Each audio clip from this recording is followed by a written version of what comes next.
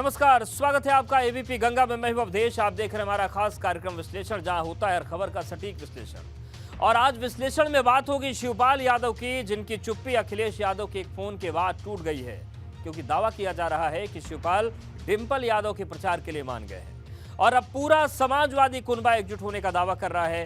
वैसे एक दावा भाजपा भी कर रही है, जो कह रही है कुछ भी हो जाए शिवपाल डिंपल के लिए प्रचार नहीं करेंगे। लेकिन इन सब के बीच एक लड़ाई अब मुलायम की विरासत की भी शुरू हो गई है, क्योंकि अब तक सिर्फ डिंपल दावा कर रही थी, अब खुद को मुलायम का शिष्य बताकर रघुराज शाक्य ने भी मैनपुरी पर दावा ठोक दिया है। लेकिन इन सब के बीच रामपुर की सियासत बदली नजर आ रही है, जहां 45 साल में पहली बार बिना आजम के चुनाव हो रहा है। तो कहीं मत जाइए, बने रहिए हमारे साथ, क्योंकि अब होगा विश्लेषण।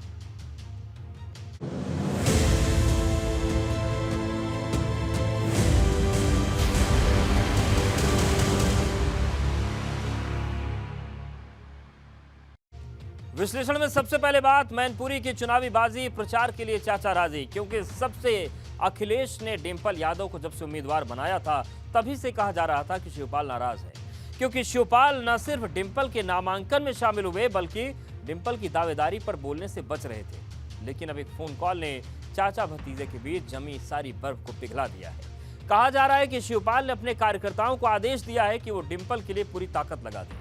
लेकिन सवाल बड़ा है कि चाचा भतीजे के बीच ये समझौता हमेशा हमेशा के लिए हुआ है या सिर्फ मैनपुरी के लिए, क्योंकि अखिलेश ने शिवपाल को सिर्फ मैनपुरी का ही स्टार प्रचारक बनाया है।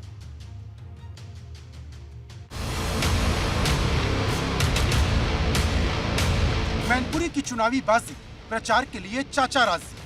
जी साइकिल जिताओ, डिंपल को जितवाओ, डिंपल हमारी बड़ी बहू है जी। प्रचार में लगो भाई, हम लोगों से कह दी प्रचार करो। संकेत दिया गया है कि बहू है डिंपल यादव जी, तो उनका समर्थन करेंगे। क्या मेरे परिवार की बहू हो, हमारा आशीर्वाद आपके साथ है और सारे कार्यकर्ताओं को उन्होंने निर्देश दिया कि आप डिंपल को जिताएं। अखिलेश ने किया फोन, टूट गया चाचा का मौन।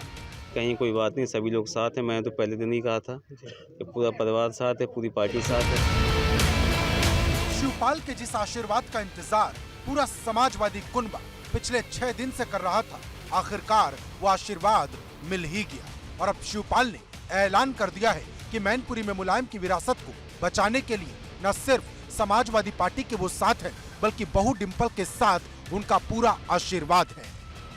जी ले साइकिल जिताओ, डिंपल को जितवाओ, डिंपल हमारी बड़ी बहू है। और कम से कम वहाँ हो गए 4-5 हजार आदमी हुई थी उसमें मीटिंग, सब अच्छे कार्यकर्ता थे उसमें। निर्णय ये हुआ है, माननीय विधायक जी ने कहा है कि डिंपल का मेरे पास फोन आया था कि आशीर्वाद दो, तो उन्होंने कहा माननीय मंत्री जी ने कि आप मेरे परिवार की बहू हो, हमारा आशीर्वाद आपके साथ है और सारे कार्यकर्ताओं को उन्होंने निर्देश दिया कि आप डिंपल को जिताएं। गौरतलब है कि जब से डिंपल यादव को समाजवादी पार्टी ने मैनपुरी से प्रत्याशी बनाया, तब से शिवपाल यादव की नाराज होने की बात कही जा रही थी, क्योंकि शिवपाल यादव न सिर्फ डिंपल के उम्मीदवार बनाए जाने वाले सवालों से बच रहे थे, बल्कि पारिवारिक कार्यक्रमों से भी दूरी बनाते जा रहे थे। क्योंकि 13 नवंबर को सैफई में तेज प्रताप यादव के पिता रणबीर सिंह यादव की पुण्यतिथि पर शांति हवन का कार्यक्रम था, जिसमें अखिलेश समेत पूरा परिवार शामिल हुआ, लेकिन शिवपाल गायब थे। इतना ही नहीं, जब डिंपल नामांकन भरने पहुंची, तब भी शिवपाल की गैर मौजूदगी सवाल उठा रही थी। तब से कहा जा रहा था कि शिवपाल की ये नाराजगी सपा को मैनपुरी से दूर न कर दे। इन बातों को बल तब और ज्यादा मिला जब भाजपा ने शिवपाल के करीबी रघुराज शाक्य को डिंपल के सामने उतार दिया। उधर भाजपा की तरफ से दावे किए जाने लगे कि शिवपाल उनके साथ है, लेकिन अखिलेश यादव के एक फोन ने न सिर्फ भाजपा के दावे को खारिज कर दिया, बल्कि बता दिया कि समाजवादी कुनबा एकजुट है। क्योंकि शिवपाल यादव को मनाने में अखिलेश यादव की उस एक फोन कॉल की बड़ी भूमिका है, जिसने चाचा भतीजे के बीच जमी बर्फ को पिघला दिया है। अखिलेश यादव के फोन के बाद मान गए शिवपाल, करेंगे बहू डिंपल यादव का प्रचार। आज सुबह 6:10 पर अखिलेश यादव ने शिवपाल को फोन करके बहू डिंपल यादव के लिए आशीर्वाद मांगा। शिवपाल ने कहा कि कार्यकर्ताओं के साथ बैठक करेंगे, उनका मन टटोलेंगे। शिवपाल ने कार्यकर्ताओं के बैठक में भावुक होते हुए कहा, नेताजी के सम्मान में डिंपल के लिए मैदान में।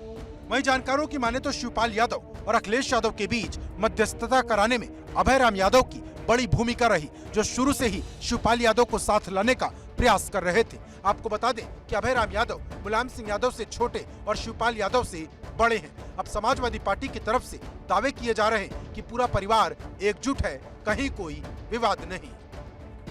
देखिए, स्टार प्रचारक हैं माननीय मंत्री जी, और कहीं कोई किसी प्रकार की कोई बात नहीं है। वो तो मीडिया में भाजपा के लोग र्यूमर्स जो है लगातार उड़ाते रहे, लेकिन कहीं कोई बात नहीं, सभी लोग साथ हैं। मैंने तो पहले दिन ही कहा था कि पूरा परिवार साथ है, पूरी पार्टी साथ है, और सभी लोग जो है चुनाव प्रचार में लगेंगे, पूरी ताकत के साथ चुनाव में काम करेंगे और उनको जिताने के लिए सभी लोग प्रतिबद्ध हैं और एक साथ में। मैनपुरी के पूर्व सांसद धर्मेंद्र यादव और मुलायम सिंह यादव के छोटे भाई अभय राम यादव ने कराई शिवपाल और अखिलेश के बीच मध्यस्थता।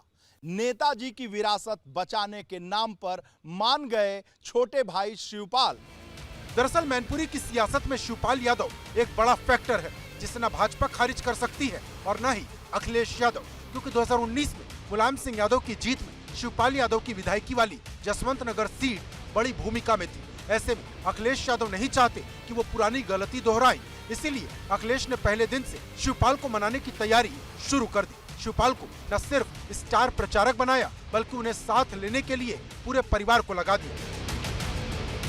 अब सवाल बड़ा है कि क्या शिवपाल के साथ आने से डिंपल की जीत की राह आसान होगी, क्योंकि पूरा परिवार एकजुट हो गया है। लेकिन क्या वोट एकजुट होगा, क्योंकि भाजपा ने मैदान में शिवपाल यादव के पुराने सिपाही को उतारा है, जिससे मैनपुरी का चुनाव दिलचस्प हो गया है। क्योंकि चुनाव मैनपुरी का है, लेकिन अब चर्चा पूरे देश में हो रही है।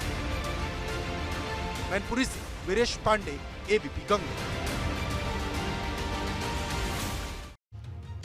अब सवाल यह है कि शिवपाल सपा के लिए, मैनपुरी के लिए कितने जरूरी हैं, इसे ग्राफिक्स के जरिए समझते हैं। जसवंत नगर सीट का फायदा मिलेगा। यहां से शिवपाल विधायक हैं और सबसे ज्यादा वोटों से जीते। 2019 में मुलायम की जीत में सबसे ज्यादा वोट यहीं से मिले थे। यादव वोट एकजुट होगा। शिवपाल के आने से पूरा यादव वोट एक साथ रहेगा, क्योंकि मैनपुरी में सबसे ज्यादा वोट यादवों का ही है। चुनाव प्रचार में शिवपाल का साथ मिलेगा, तो शिवपाल के साथ आने से अखिलेश को मदद मिलेगी। चुनाव प्रचार पर इसका सकारात्मक असर होगा। मुलायम की विरासत को बचाने में मदद मिलेगी, क्योंकि शिवपाल अगर छिटक जाते तो गड़बड़ हो जाती। अगर ये लड़ाई हार गए तो गलत संदेश चला जाएगा कि सपा अपना घर भी नहीं बचा सकी। बगावत का रिस्क कम हो जाएगा। शिवपाल के आने से बगावत खत्म होगी। सपा और प्रसपा मिलकर डिंपल के लिए प्रचार करेंगे। डिंपल के लिए रास्ता आसान हो जाएगा। मैनपुरी में सपा का एक छत्र राज रहा है और शिवपाल के आने से बचाने में उसे मदद मिले, क्योंकि शिवपाल और मुलायम की बड़ी भूमिका थी। तो ये पूरी तस्वीर है।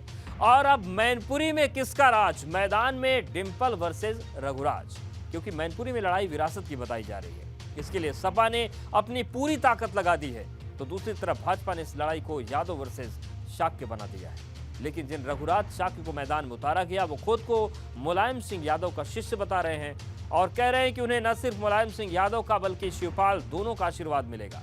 उधर भाजपा लगातार जीत का दावा कर रही है, लेकिन बड़ा सवाल यह है कि मैनपुरी में भाजपा कमल खिला पाएगी, क्योंकि ये वो किला है जहां पिछले 3 दशक से भाजपा का खाता नहीं खुला है।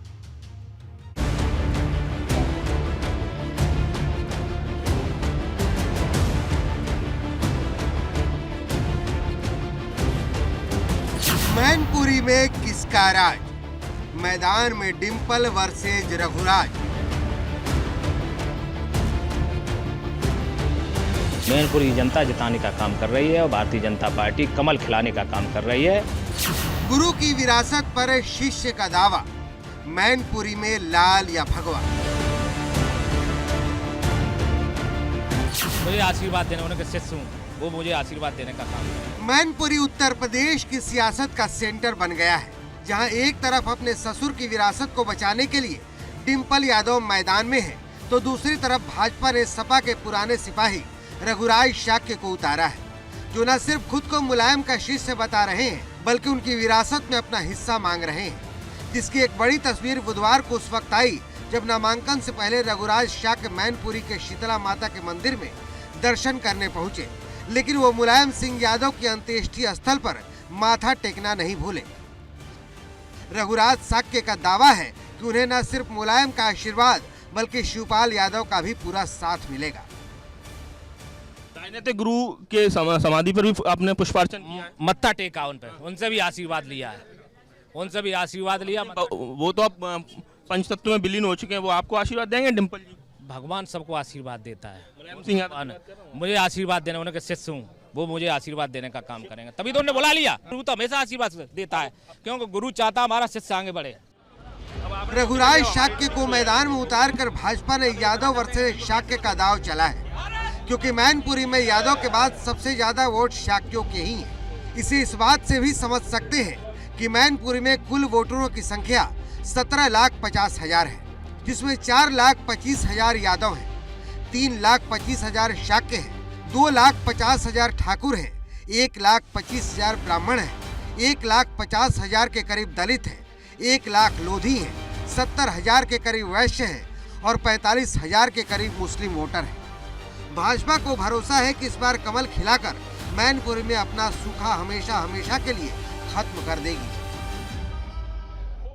फिरोजाबाद, बदायूं, आजमगढ़, रामपुर, जिसे समाजवादी पार्टी अपना गढ़ समझती थी, वो अब कमल के फूल का गढ़ है। ये कमल खिलने का युग आ गया है। मैं जीतेगी नहीं है। देखिए, आजमगढ़ में कमल खिल चुका है, रामपुर में कमल खिल चुका है, गोला उपचुनाव में कमल खिल चुका है, मैनपुरी उपचुनाव में कमल खिले। इस बार तो और भी ज़्यादा सिमट गया वंशवाद कि पति पत्नीवाद के रूप में आ गया। अब पति पत्नीवाद के रूप से कहाँ सिमटेगा ये तो भगवान ही जाने, लेकिन इतना ज़रूर हम जानते हैं कि ये मुक्त हो जाएगी सीट सपा के प्रभाव से और सैफई के प्रभाव से। इतिहास रचेगा और बेमिसाल इतिहास रचेगा। सपा मुक्त उत्तर प्रदेश का शुरुआत यहीं से होगी।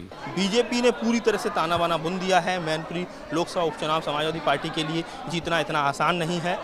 ये लंबे समय से समाजवादी पार्टी गढ़ रहा है, लेकिन इस बार बीजेपी इस गढ़ को भी ध्वस्त करने के तमाम प्रयास कर रही है। भाजपा को एक उम्मीद शिवपाल यादव से भी है, जिसे लगता है कि बिना शिवपाल यादव के सपा को मैनपुरी का किला बचाने में मुश्किल होगी। शिवपाल जी से लोगों का लगाव निश्चित तरीके से है, क्योंकि आसानी से वो उपलब्ध हो जाते थे, और शिवपाल जी अगर उनके चुनाव प्रचार में नहीं उतरेंगे तो निश्चित तरीके से और ज़्यादा मुश्किल सपा के लिए पैदा होगी। और बीजेपी के पक्ष में लोग वोट शिवपाल जी उतरेंगे, उसके बाद भी अगर शिवपाल जी सपा के पक्ष में उतरे, डिम्पल के पक्ष में, तब भी लोग बीजेपी को वोट करेंगे। फिर शिवपाल के कार्यकर्ता का ही भरोसा शिवपाल जी से उठ जाएगा। मतलब एकदम साफ है, भाजपा के अपने दावे हैं, अपने गणित हैं, क्योंकि 2014 के मुकाबले जहां भाजपा को वोट मैनपुरी में 20% बढ़ा है, वहीं सपा का 6% वोट घटा है। लेकिन एक सच ये भी है कि मैनपुरी सपा का अभेद्य किला है, जहां भाजपा का कभी खाता नहीं खुला है। Bureau report, ABP Ganga. और अब बात रामपुर की महाभारत की, जहां 45 साल के बाद ऐसा होने जा रहा है जहां आजम खान और उनके परिवार से चुनावी मैदान में कोई नहीं होगा। क्योंकि 2019 में जब आजम खान सांसद बने थे, तब उनकी पत्नी ने उपचुनाव लड़ा था। इस बार भी उन्हीं के कयास लगाए जा रहे थे, लेकिन आजम ने आसिम राजा को अपना उत्तराधिकारी बनाया। लेकिन इस बार आजम खान की कई मोर्चों पर परीक्षा होने वाली। इसमें एक परीक्षा इस बात की, मुस्लिम वोटर पर उनकी पकड़ कितनी मजबूत है।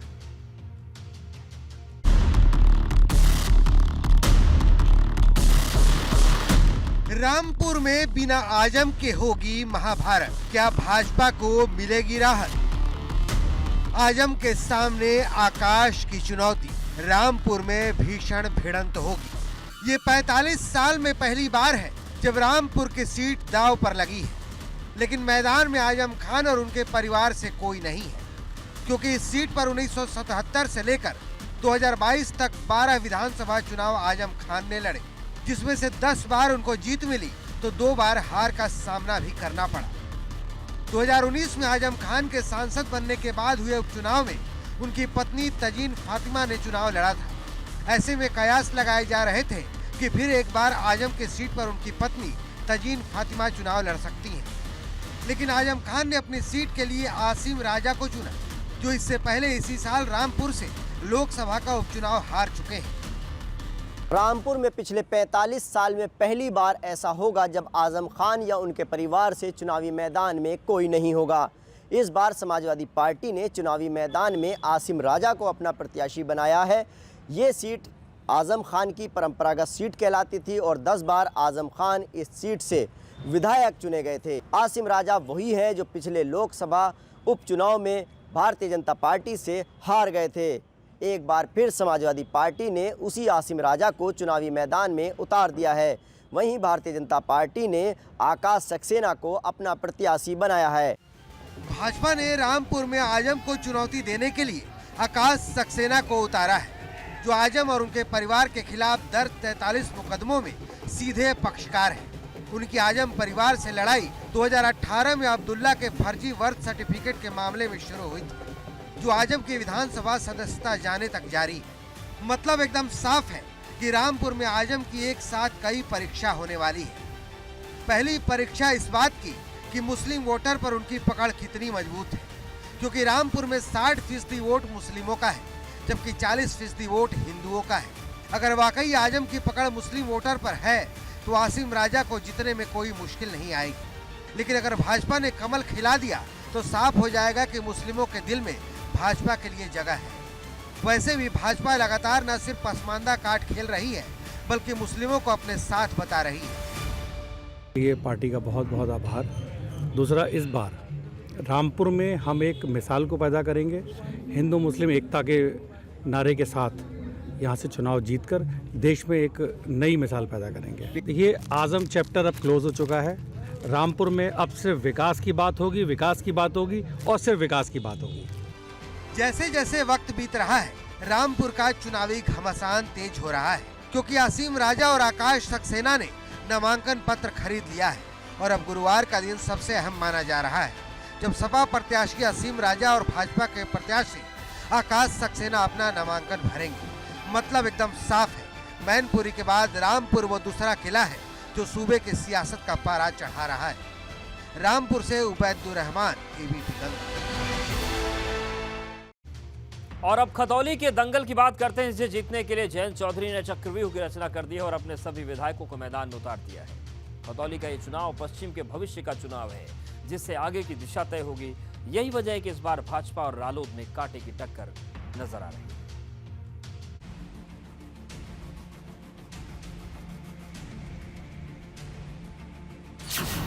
खतौली के चक्रव्यूह के 8 पहरेदार, जयंत को 9वें की तलाश।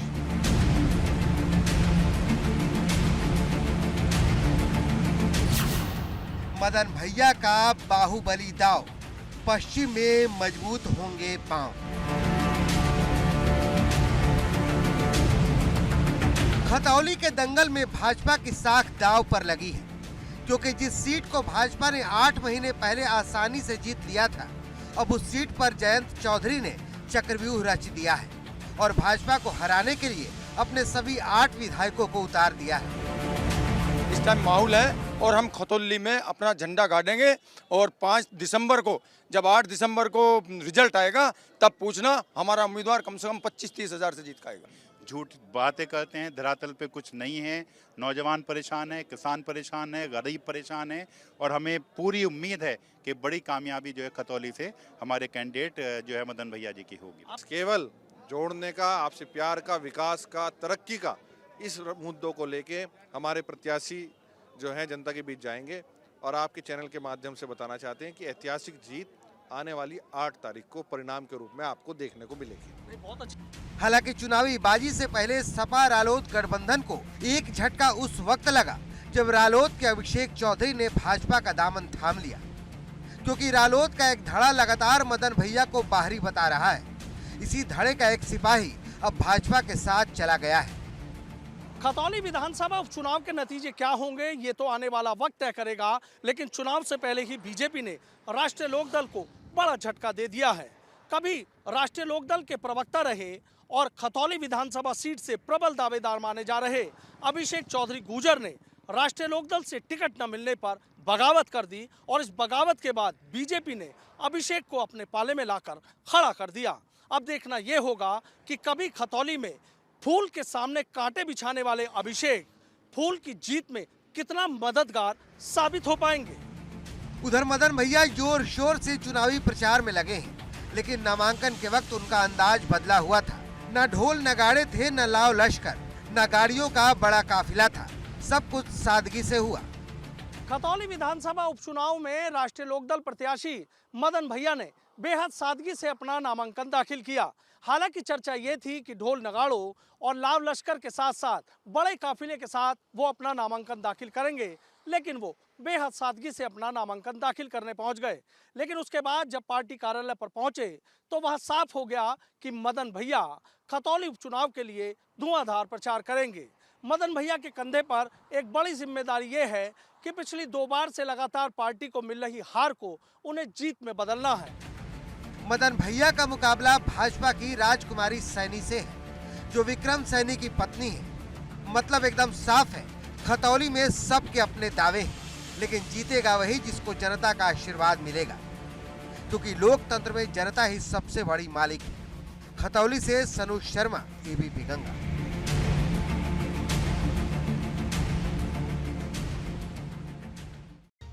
और अब बात मदरसे की, क्योंकि जो सर्वे हुए थे उसकी लिस्ट प्रशासन ने अब शासन को सौंप दी है और अब इंतजार है एक्शन का, क्योंकि 75 जिलों से आई रिपोर्ट में 8,596 मदरसे गैर मान्यता प्राप्त मिले हैं। इन मदरसों में करीब 6 लाख बच्चे पढ़ते हैं। ऐसे में सवाल यह है कि अगर एक्शन हुआ तो इन बच्चों का क्या होगा।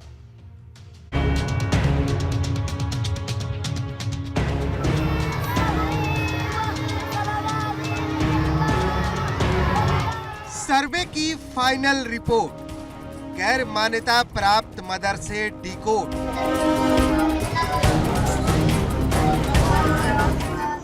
बच्चे के भविष्य से खिलवाड़, अब नहीं रुकेगी सरकार।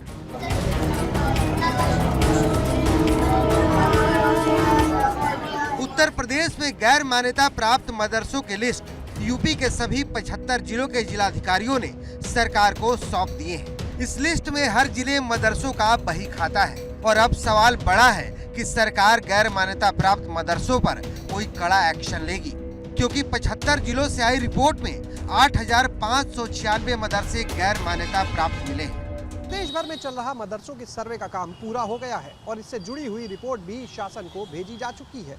इस पूरे सर्वे के दौरान प्रदेश भर में लगभग 8,496 गैर मान्यता प्राप्त मदरसे निकलकर सामने आए हैं। विभागीय सूत्रों की माने तो इस सर्वे के दौरान कई चौंकाने वाले तथ्य भी सामने आए हैं।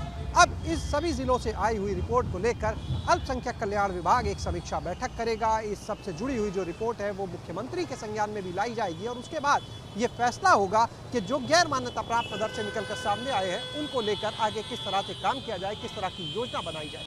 अगर जिलेवार बात करें तो मुरादाबाद में 585, सहारनपुर में 306, गोरखपुर में 142, गाजियाबाद में 139, बाराबंकी में 100, लखनऊ में 87, कानपुर नगर में 86, प्रयागराज में 78, अयोध्या में 55 मदरसे गैर मान्यता प्राप्त तरीके से चल रहे हैं। 8,000 के आसपास की संख्या है और सही जानकारी अभी रिपोर्ट आने के बाद हम इस पर समीक्षा बैठक करके फिर आप सबको बताएंगे हम लोग, और उनको बेहतर से बेहतर सुविधाएं देने के लिए और भविष्य में सरकार कोई योजना कोई पॉलिसी बनाती है तो ज़्यादा इफेक्टिव वे में ग्राउंड लेवल पे इन पॉलिसीज़ को, उन योजनाओं को धरातल पे उतारने के लिए इन तमाम चीज़ों के दृष्टिकोण से ये सर्वे बहुत सार्थक सिद्ध होगा। और इस सर्वे के माध्यम से हम अपने कौम के नौजवानों को शिक्षा की तरफ और अच्छे से आगे ले जा पाएंगे। अब सवाल बड़ा ये है कि इन मदरसों में पढ़ने वाले बच्चों का क्या होगा, क्योंकि गैर मान्यता प्राप्त 8,496 मदरसों में 6,65,000 बच्चे पढ़ रहे हैं। अगर इन मदरसों पर एक्शन हुआ तो इन बच्चों का भविष्य खराब हो जाएगा। लेकिन सरकार का कहना है कि बिना डिग्री के पढ़ने से कोई लाभ नहीं होगा। अब सरकार की कोशिश न सिर्फ इन मदरसों को बेहतर करना है बल्कि शिक्षा का स्तर बढ़ाना है। अब सरकार कितना स्तर बढ़ाती है और इससे कितने बच्चों की जिंदगी बदलती है ये देखना होगा। शैलेश अरोड़ा, एबीपी गंगा।